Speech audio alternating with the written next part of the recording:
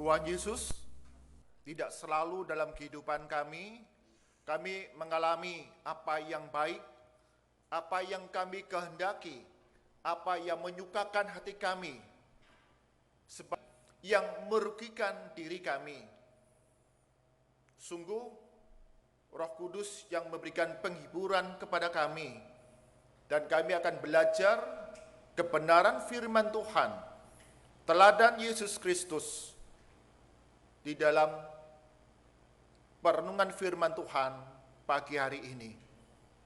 Sungguh kami mengucap syukur oleh pemberian Tuhan dalam kehidupan kami, memasuki bulan yang baru, Oktober 2020 ini. Semua Tuhan yang memberikan kebaikan kepada kami. Baik kami yang beribadah di gereja, ataupun kami yang beribadah, Engkau yang memberikan kebaikan demi kebaikan kepada kami semua. Berkati setiap kami yang lemah, yang terbatas ini, Roh Kudus berikan pencerahan kepada kami, sehingga firman Tuhan yang kami baca, kami renungkan, sungguh memberkati kehidupan kami semua. Di dalam nama Tuhan Yesus kami berdoa. Amin. Shalom Bapak Ibu, saudara-saudara sekalian. Hari ini kita memasuki bulan Oktober, kita akan belajar serangkaian karakter murid Kristus yang membawa damai di mana kita berada. Kiranya sepanjang bulan ini kita terus diajar beberapa karakter-karakter yang meneladani kehidupan Tuhan Yesus, di mana kita diminta, dipanggil untuk bertumbuh semakin serupa dengan Dia. Dan pagi hari ini kita akan belajar sebuah tema, yaitu mengasihi musuh. Mari kita membuka Alkitab kita dari Injil Lukas, pasal yang ke-6, ayat ke-27 hingga ke-36. Injil Lukas, pasal yang ke-6, ayat ke-27 hingga ke-36. Saya akan membacakan untuk Bapak Ibu, saudara-saudara sekalian. Demikian firman Tuhan. LAI berikan judul di sana, Kasihilah Musuhmu. Tetapi kepada kamu yang mendengarkan aku berkata, kasihilah musuhmu, berbuatlah baik kepada orang yang membenci kamu. Mintalah berkat bagi orang yang mengutuk kamu, berdoalah bagi orang yang mencaci kamu. Barang siapa menampar pipimu yang satu, berikanlah juga kepadanya pipimu yang lain. Dan barang siapa yang mengambil jubahmu, biarkan juga ia mengambil bajumu. Berilah kepada setiap orang yang meminta kepadamu, dan janganlah meminta kembali kepada orang yang mengambil kepunyaanmu. Dan sebagaimana kamu kehendaki supaya orang perbuat kepadamu, perbuatlah juga demikian kepada mereka. Dan jikalau kamu mengasihi orang yang mengasihi kamu, apakah jasamu? Karena orang-orang berdosa pun mengasihi juga orang-orang yang mengasihi mereka. Sebab jikalau kamu berbuat baik kepada orang yang berbuat baik kepadamu, apakah jasamu? Orang-orang berdosa pun berbuat demikian. Dan jikalau kamu meminjamkan sesuatu kepada orang, karena kamu berharap akan menerima sesuatu daripadanya, apakah jasamu? Orang-orang berdosa pun meminjamkan kepada orang-orang berdosa, supaya mereka menerima kembali sama banyak. Tetapi kamu, kasihilah musuhmu dan berbuatlah baik kepada mereka, dan pinjamkan dengan tidak mengharapkan balasan, maka upahmu akan besar, dan kamu akan menjadi anak-anak Allah yang maha tinggi. Sebab ia baik terhadap orang-orang yang tidak tahu berterima kasih, dan terhadap orang-orang jahat. Amin. Yang berbahagia adalah setiap kita setiap hari.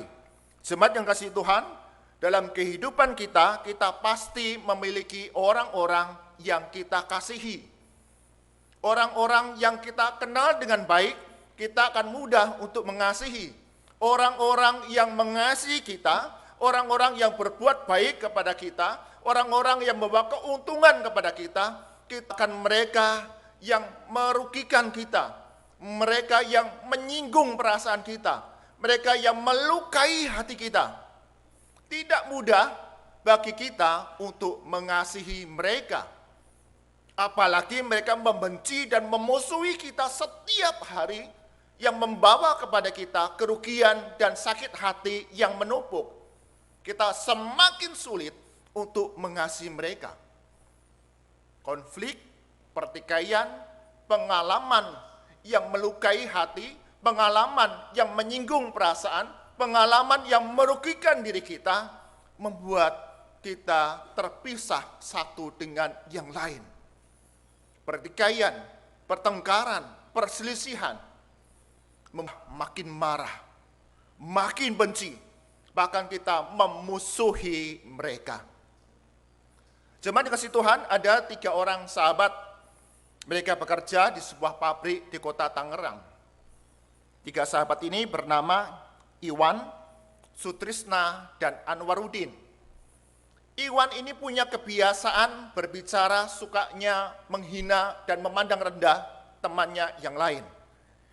Jadi Iwan ini setiap hari dia selalu mengejek hasil pekerjaan dari Sutrisna, temannya sendiri. Dia katakan, wah kerjaanmu tuh jelek, lihat punyaku lebih bagus. Maka kerjanya yang benar dong. Kalau kamu tidak benar tak laporin sama bos. Setiap hari Iwan selalu berkata demikian kepada Sutrisna, sahabatnya. Kerja yang baik, hasilmu buruk. Tak laporin kepada asta-asta. Tak laporin kepada bos kita. Dan itu yang dilakukan oleh Iwan. Beberapa kali kemudian membicarakan Sutrisna tentang pekerjaannya yang buruk di dalam pandangan dia. Pekerjaan yang tidak beres kepada bos mereka. Sutrisna yang awalnya hanya diam, tapi hari demi hari dia menjadi kesal dan menjadi marah kepada Iwan sahabatnya. Kemudian dia menceritakan kepada Anwarudin betapa sakit hatinya ketika Iwan selalu berkata-kata dan berbuat yang merendahkan dan menghina dia. Akhirnya Sutrisna dan Anwarudin sepakat untuk memberikan pelajaran kepada Iwan, sahabatnya. Memberikan teguran. Tetapi yang terjadi, perjumpaan itu adalah terjadi pertikaian, pertengkaran, di mana kemudian Sutrisna dan juga Anwarudin menganiaya Iwan, sahabatnya itu, hingga tewas. Bapak Ibu Saudara-saudara yang terkasih dalam Tuhan Yesus, dunia mengajarkan kepada kita untuk membalas tindakan orang lain yang merugikan kita. Dunia mengajarkan kepada kita untuk kemudian kita mengungkapkan sakit hati kita, perasaan kita, kekecewaan kita kepada orang yang menyakiti, bahkan membalasnya dengan lebih kejam daripada tindakan mereka.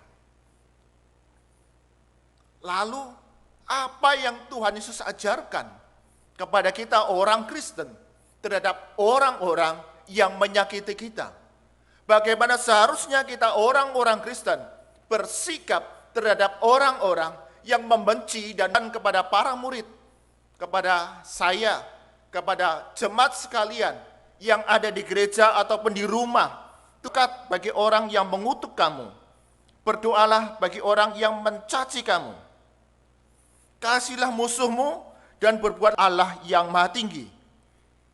Sebab ia baik terhadap orang-orang yang tidak tahu berterima kasih, dan terhadap orang. Yesus memerintahkan kepada kita orang-orang percaya untuk mengasihi musuh kita, mengampuni orang-orang yang melukai hati kita ataupun perasaan kita. Yesus berdoa bagi mereka. Itu adalah menandakan bahwa kita sungguh-sungguh anak-anak Allah. Ya, karena Allah itu mengasihi semua orang, baik orang yang baik ataupun orang yang jahat. Tuhan itu menerbitkan matahari bagi orang yang baik dan orang yang jahat. Tuhan menurunkan hujan bagi orang-orang benar dan orang-orang yang tidak benar. Itu artinya bahwa Tuhan Allah kita mengasihi semua manusia dalam dunia ini. Orang yang baik ataupun orang yang jahat. Karena itu kita dipanggil sebagai murid-murid Kristus untuk terus baik mereka yang bersikap baik kepada kita, menguntungkan kita, atau mereka yang melukai hati kita, yang menyinggung perasaan kita, yang membenci kita, yang memusuhi kita. Jemaat yang dikasihi Tuhan, kita belajar yang kita benci adalah perbuatannya. Tetapi setiap pribadi kita belajar untuk mengasihi. Ini yang membedakan kita sebagai murid Kristus dengan apa yang ada di dalam dunia kita sekarang ini. Kita dengan mudah membalas tindakan orang lain ketika kita merasa diri kita dirugikan. Ya. Seorang sahabat, ketika itu kami masih di gereja di Kota Malang. Jadi kami adalah mahasiswa teologi. Satu kali dalam perjalanan kami pulang, setelah melayani vokal group di sebuah gereja, kami disediakan mobil yang boleh dibawa sendiri oleh mahasiswa. Dalam perjalanan pulang, teman saya mengendarai mobil. Kemudian ada mobil yang lain, kemudian menyalip secara sembrono, secara sembarangan, dan teman saya menjadi kaget. Dan apa yang dilakukan oleh mahasiswa teologi ketika mobilnya disalip dengan sembarangan? Ora apa-apa, tenang. Ternyata tidak. Ya, teman saya hari itu mahasiswa teologi, tetapi kemudian menjadi panas, menjadi marah, dan dia mengejar hutang yang merugikan kita. Tidak mudah bagi kita untuk mengasihi orang-orang yang sudah melukai hati kita. Ini menjadi satu pergumulan yang harus kita lakukan setiap hari dalam kehidupan kita sebagai murid-murid Kristus. Sulitkah bagi kita mengampuni? Sulitkah bagi kita untuk mengasihi orang-orang yang melukai hati kita? Salah satu cara untuk mengukur kedewasaan rohani dari seorang Kristen adalah kemampuan untuk mengampuni, kemampuan untuk mengasihi musuh-musuh kita, orang-orang yang merugikan diri kita. Harus dibalas, dan pembalasan itu 2 kali lipat lebih berat dari perbuatan yang dilakukan. Dan dunia boleh melihat kepada kita, memperlihatkan kepada kita betapa mudahnya dunia ini, orang-orang yang tidak mengenal Yesus Kristus membalas tindakan-tindakan yang merugikan mereka satu dengan yang lain. Mungkin kita orang Kristen, aku tidak balas kok. Aku tidak balas. Tapi apa yang kita lakukan? Kita tidak peduli, kita menghindari, kita tidak mau berjumpa, apalagi berhubungan dan kerjasama. Sudah cukup, dan saya tidak akan lagi punya kontak sama kamu. Sepertinya kita mengampuni, sepertinya kita mengasihi orang yang melukai kita. Tapi hari ini kita akan belajar dari kisah Yusuf, ya. Bapak Ibu saudara-saudara sekalian tentu mengenal cerita tentang Yusuf. Yusuf dibenci oleh kakak-kakaknya.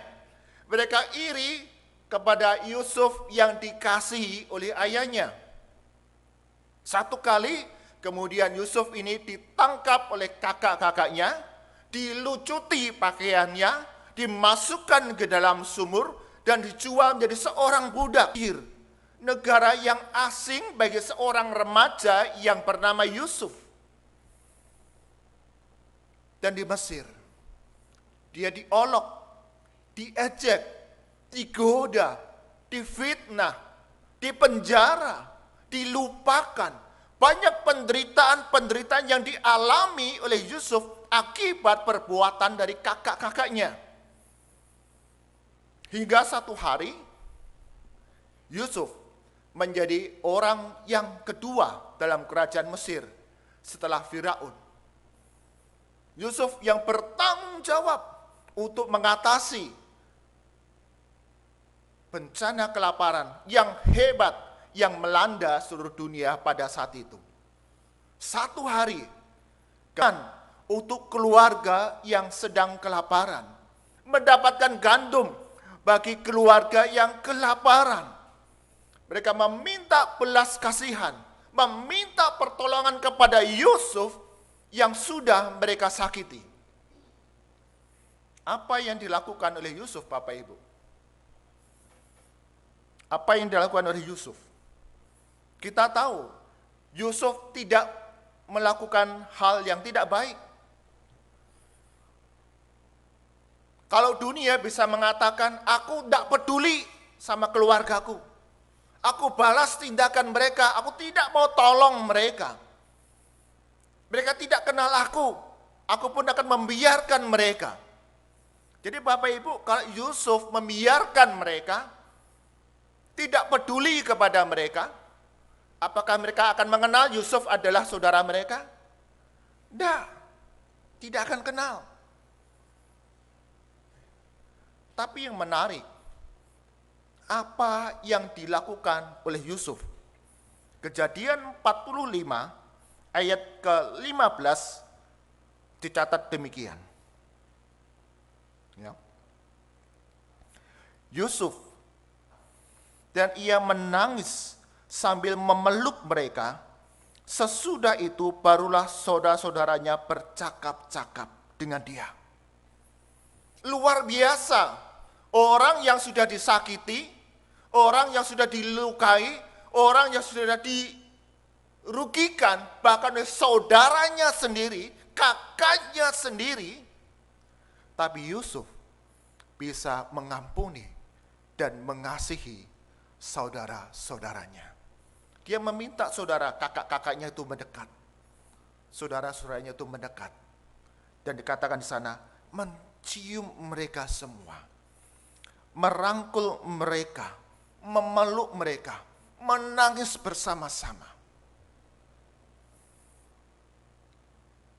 Mana yang lebih hebat luka hati kita tapi merugikan kita?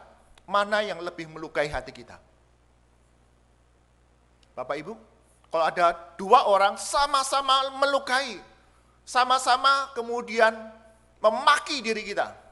Yang pertama adalah bos kita, yang kedua adalah istri atau suami kita. Mana yang lebih sakit?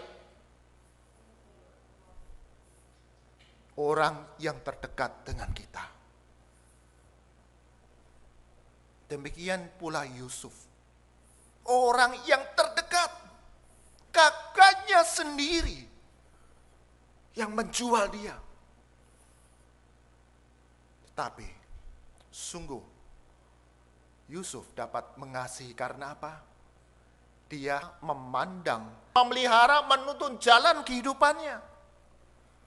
Demikian pula setiap kita orang-orang Kristen, kita ketika mengingat betapa besarnya kasih Yesus Kristus dengan mati di atas kayu salib, di mana minggu depan kita akan mengenangnya di dalam perjamuan suci. Ketika kita mengingat pengorbanan Yesus Kristus di atas kayu salib untuk mengampuni diri kita, untuk mengasihi manusia yang berdosa, bahkan dikatakan kita memberontak kepada Allah, durhaka kepada Allah, tapi Yesus Kristus mau mati bagi kita untuk mengampuni dosa-dosa, mengampuni segala dosa dan kejahatan kita dengan memberikan anaknya yang tunggal untuk penebusan dosa bagi kita. Maka kita pun harus mengampuni, mengasihi orang-orang yang sudah melukai hati kita, yang sudah menyinggung perasaan dan ego kita orang-orang yang sudah merugikan kita.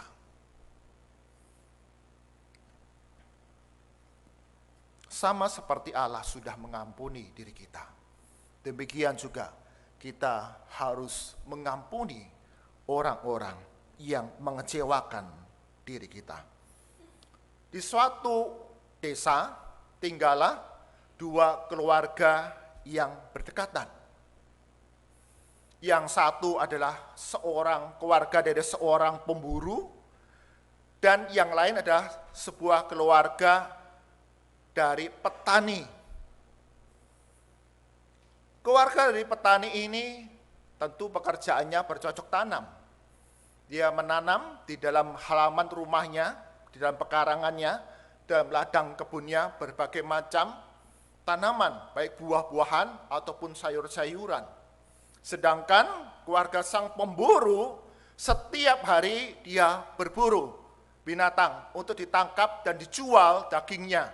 Karena itu dia punya seekor anjing pemburu untuk membantu dia dalam berburu. Sehari-hari sebelum berburu, sang pemburu ini melepaskan sang anjing pemburu ini keluar dari kandang dan membiarkannya setiap hari. Petani ini menjadi kesal, menjadi marah ketika setiap hari anjing ini selalu menginjak-injak tanamannya, merusak tanamannya, kan di tamannya, di kebunnya, di ladangnya. Sang petani kemudian berpikir, tak laporin ke Pak RT ya, atau tak laporin kepada pejabat, atau saya racun aja itu anjing, biar mati, tidak mengganggu kebun saya, tidak mengganggu tanaman saya. Atau tak labrak itu pemburu, tidak tahu diri, sudah tahu anjingnya merugikan saya, tapi dibiarin setiap hari.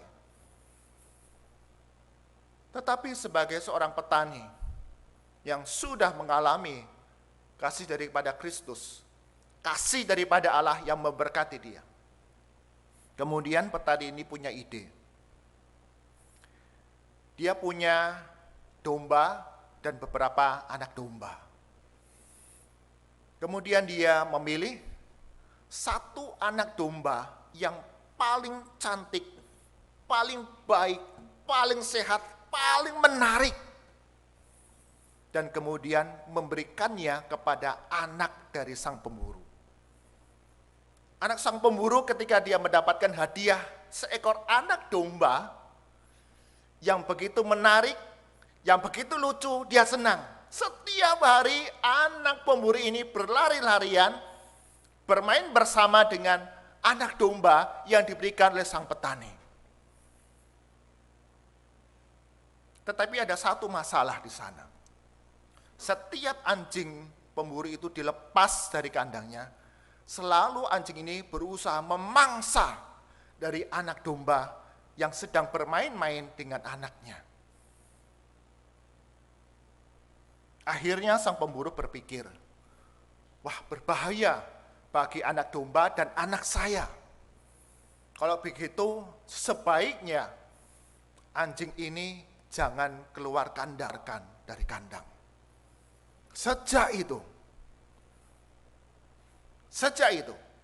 petani tidak lagi terganggu oleh ulah anjing dari sang pemburu. Karena setiap hari dia hanya ada di kandang dan hanya keluar ketika diajak berburu. Tidak ada kerugian di sana. Bahkan sang pemburu pun merasa senang. Karena apa? Ternyata sang petani itu baik hati, menghadiahkan seekor anak domba yang lucu kepada anak saya.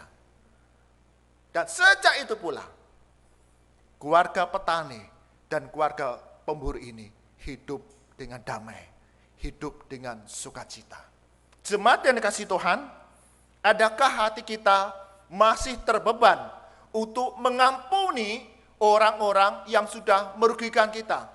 Adakah hati kita masih terbeban untuk mengasihi orang-orang yang sudah melukai hati kita dan merugikan diri kita. Mintalah kasih dari Allah. Kita akan dimampukan untuk mengasihi, mengampuni orang-orang yang sudah mengasihi, merugikan kita, membenci kita, bahkan melukai hati kita. Kita punya Allah yang senantiasa berikan kekuatan kepada kita menjadi anak-anak Allah yang sungguh dimampukan mengasihi orang-orang, baik yang baik ataupun orang yang jahat. Tuhan Yesus memberkati kita semua. Mari kita berdoa.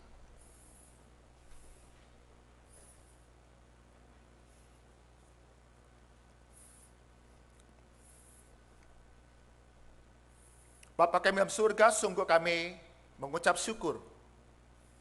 Belajar dari teladan Tuhan Yesus yang rela mati bagi penebusan dosa-dosa, memberontak kepada Allah, yang tidak taat kepada Allah. Tetapi Allah memberikan anaknya yang tunggal, Yesus Kristus, untuk menderita di atas kayu salib, mengampuni kami, mengasihi kami, orang-orang yang beriman percaya kepada Yesus Kristus. Kami adalah anak-anak Allah, di mana Yesus tinggal di dalam hati kami. Kasih dari Allah tinggal di dalam hati kami, memampukan kami untuk mengampuni, untuk mengasihi orang-orang yang ada di sekitar kami. Baik mereka yang bersikap baik, menguntungkan kami, menyinggung ego dan perasaan kami, orang-orang yang merugikan kehidupan kami, dengan pertolongan dari Tuhan, sehingga hidup kami membawa damai dan sukacita. Berkati gereja kami, GKMI Kenari, kami sungguh mengucap syukur untuk kemajelisan periode 2017-2020 yang sudah Tuhan pimpin dalam pelayanannya, sehingga gereja kami terus bertumbuh dan berkembang. Itu semua Tuhan yang memberikan pertolongan kepada majelis periode yang lalu. Dan minggu depan kami boleh menyaksikan pelantikan. Berkati kami semua, apa yang sudah Engkau tunjuk di dalam melayani, mengembangkan, memberikan pertumbuhan bagi gereja kami, berikan kesatuan, kekompakan, bahkan kerendahan hati kami dalam melayani, menggembalakan setiap jemaat di tempat ini, bertumbuh menjadi murid Kristus yang didapati semakin serupa dengan Yesus Kristus. Kami juga berdoa untuk regenerasi ataupun pergantian pengurus di dalam komisi-komisi kategorial yang sudah juga terbentuk. Itu semua karena Tuhan Yesus yang campur tangan sekerja Allah di dalam melayani setiap jemaatmu di GKMI Kenari di tempat ini. Kami mengucap syukur, Engkau Allah yang setia memberikan pertumbuhan bagi gereja kami. Di dalam ibadah Baktian minggu depan, 11 Oktober 2020, juga akan dilaksanakan perjamuan suci. Engkau Tuhan, tolong kami dapat memeriksa diri kami, memeriksa hati kami, mempersiapkan diri kami untuk layak menerima roti dan anggur yang melambangkan tubuh Yesus yang dipecahkan, darah Yesus yang mengucur dari atas kayu salib bagi penebusan dosa-dosa kami. Sehingga ketika kami mengambil bagian satu meja perjamuan dengan saudara-saudara seiman, kami semua diikat oleh kasih Kristus, bertumbuh bersama, menjadi satu keluarga Tuhan yang diberkati. Kami berdoa bagi saudara-saudara kami yang sakit, yang lemah tubuh, di dalam melanjut usia, ada pemeliharaan dari Tuhan, kasih karunia Tuhan, bahkan mujizat kesembuhan dalam nama Tuhan Yesus. Kami disembuhkan, dipulihkan, berikan kekuatan untuk menjalani hari demi hari kami. Bagi kami, keluarga-keluarga dalam jemaat-Mu, kami kenari pergumulan yang kami hadapi, usaha pekerjaan di tengah situasi perekonomian yang lesu. Tuhan punya cara yang ajaib untuk memenuhi kebutuhan kami setiap hari. Kami berdoa bagi anak-anak kami yang belajar secara online, berkati sarana prasarana yang digunakan sehingga dapat berjalan dengan baik, dan setiap anak-anak kami belajar dengan sungguh-sungguh, dengan semangat untuk dibekali demi masa depan yang baik, yang indah. Kami terus berdoa bagi bangsa dan negara kami, khususnya aparat keamanan, baik TNI, Polri, bekerja sama di tengah maraknya kejahatan, di tengah adanya kelompok-kelompok yang ingin membawa Indonesia ke arah kekacauan dan perpecahan. Engkau yang terus memberkati, jagai dan pelihara bangsa dan negara kami ini bertumbuh menjadi gereja negara yang sungguh-sungguh mempermuliakan nama Tuhan. Kami akan memberikan persembahan sebagai ungkapan syukur kami. Engkau yang akan memberkati, layakan, kuduskan persembahan kami untuk mendukung setiap pelayanan yang ada di gereja kami. Sehingga nama kami Yesus Kristus yang sudah mengajarkan kami berdoa. Bapa kami yang di surga, dikuduskanlah namamu, datanglah kerajaanmu, jadilah kehendak-mu, ampunilah kami akan kesalahan kami, seperti kami juga mengampuni orang yang bersalah kepada kami. Dan janganlah membawa kami dalam pencobaan, tetapi lepaskanlah kami daripada yang jahat, karena Engkaulah yang mempunyai kerajaan dan kuasa dan kemuliaan sampai selama-lamanya. Amin.